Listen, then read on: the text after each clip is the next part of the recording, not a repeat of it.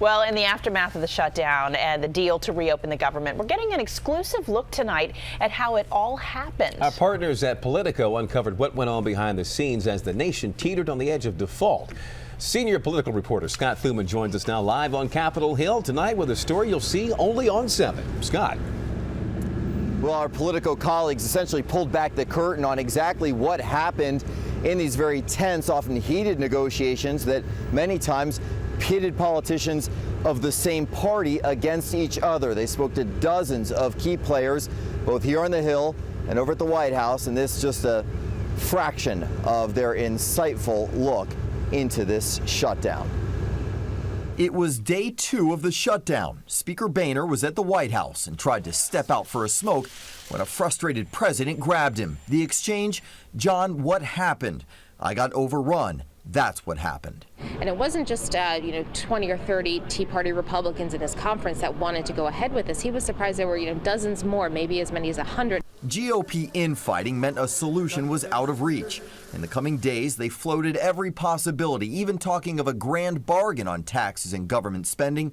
The reaction was poor, to say the least. Reid laughed, and he laughed because they had been through that before several times. It's never gotten them anywhere. So the teeth gnashing continued, some wanting Vice President Biden to help broker a deal, but concerned he would concede too much, Reid shut him out. Biden even admitted it wasn't his call. He was cut out from the beginning, and Harry Reid kept him cut out throughout this process. Meanwhile, Senator Ted Cruz and his fiery fight to defund Obamacare was proving counterproductive, fellow Republicans say. One fired away at him. The president gets up every day and reads the paper and thanks God that you are in the United States Senate. He got a lashing. It's rare to happen. It's even more rare to sort of hear sort of the family feuds coming out of that. Amazingly, it wasn't even until day 12 that Harry Reid and Mitch McConnell started their negotiations, eventually coming up with a plan.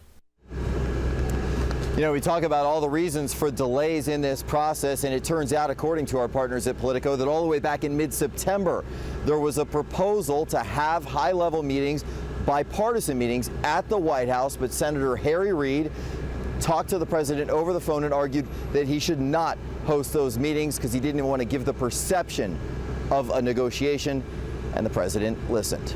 On Capitol Hill tonight, Scott Thuman, ABC 7 News. Thank you, Scott.